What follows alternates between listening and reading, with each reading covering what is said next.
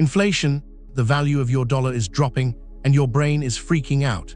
This isn't a simple economic problem. It's a profound psychological challenge. The fear, the uncertainty, the feeling of losing control, these emotions trigger a primitive response in your brain that often leads to reckless, impulsive spending. It's a natural reaction to a threatening situation, but it's one you must understand to defeat. This is a psychology guide to mastering impulse control during inflation. We are going to break down the mental traps, the cognitive biases, and the emotional triggers that make you want to spend money you don't have. And we're going to give you the psychological tools to fight back. The scarcity mindset. When prices are rising, your brain enters a scarcity mindset.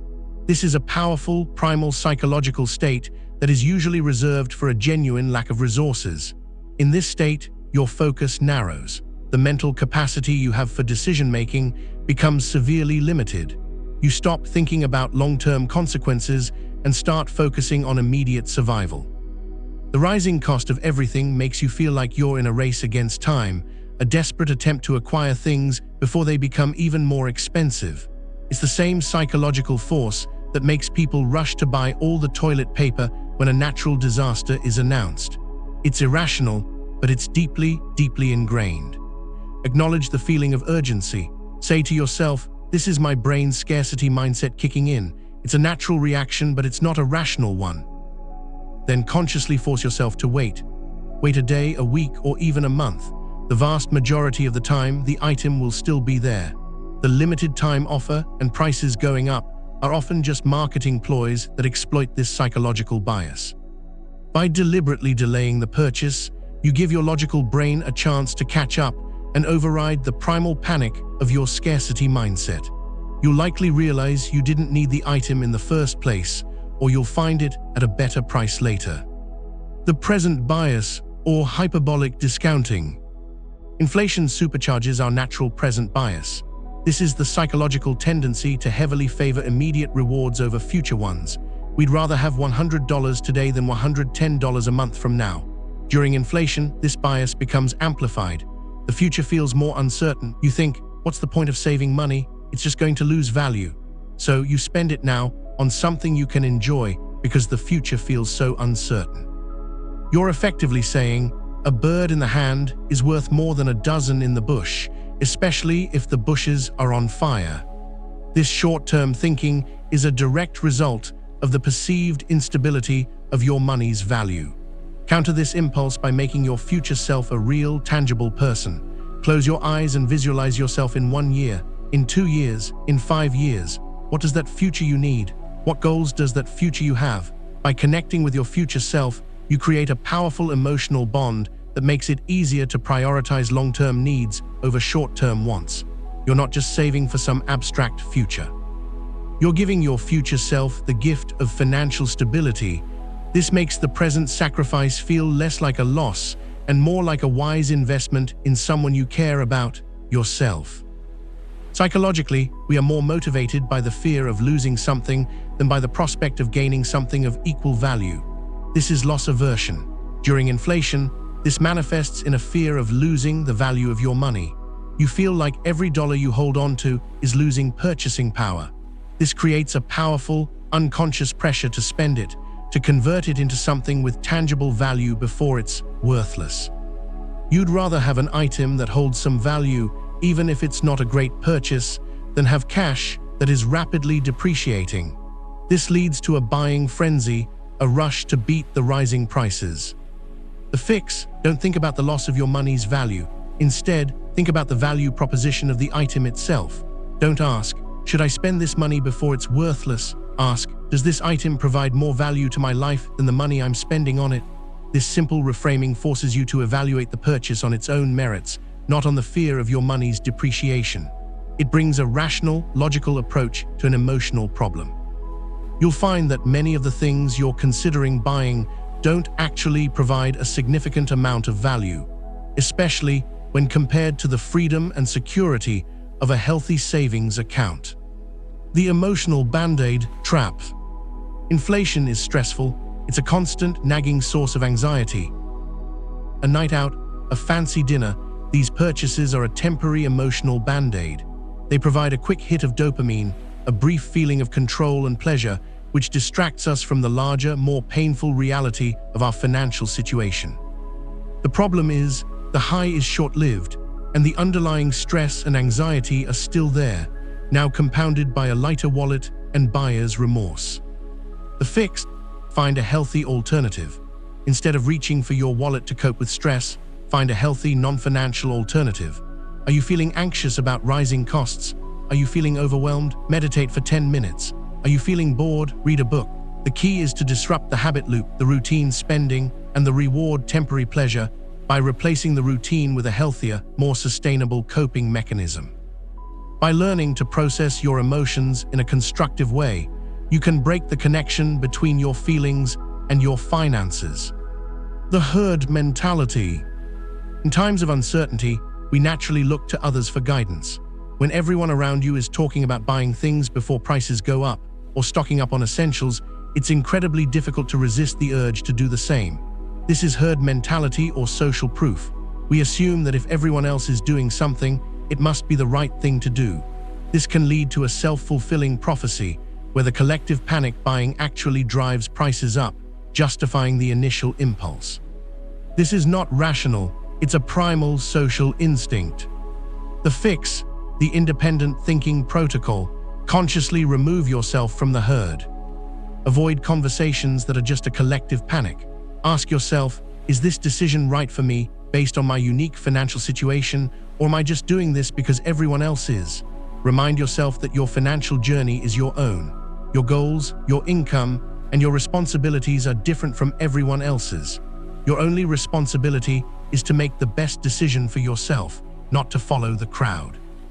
The justification spiral. After an impulse purchase, your brain will work overtime to justify it. This is cognitive dissonance.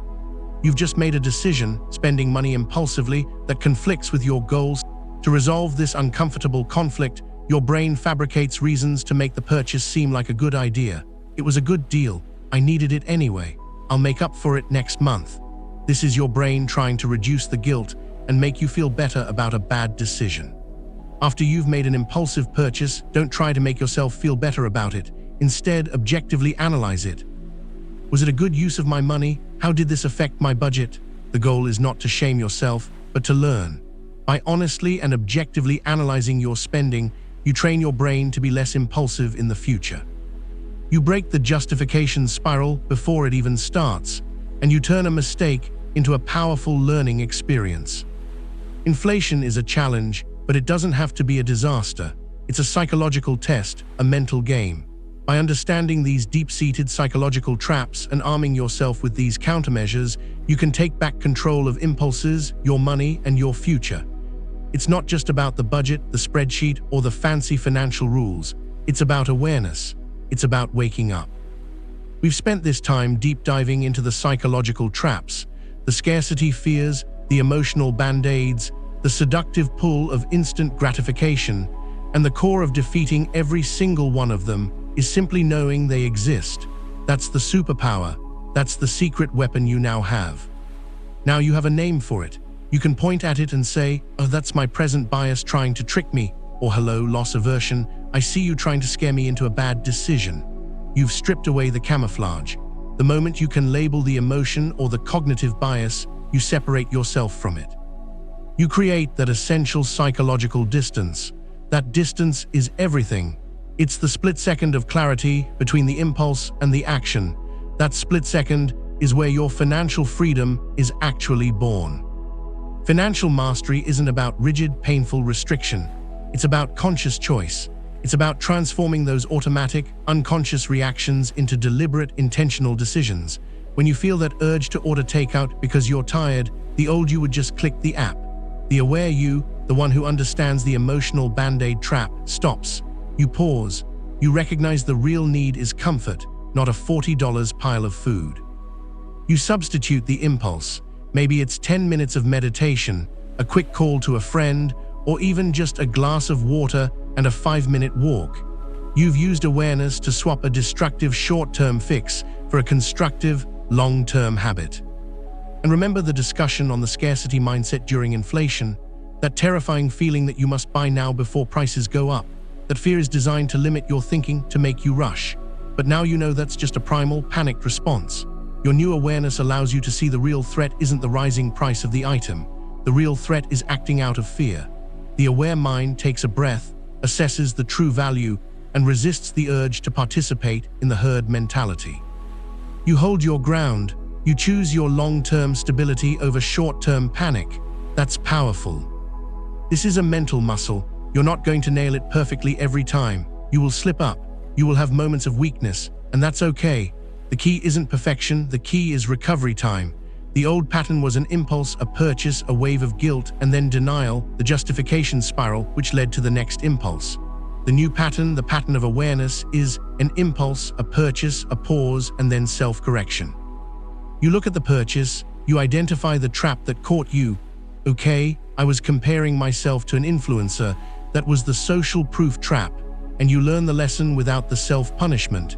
You simply get back on track. Your awareness accelerates your financial forgiveness and minimizes the damage. The goal here, the ultimate endgame, is to make these psychological concepts your default setting. We want you to internalize this knowledge until it becomes an automatic filter.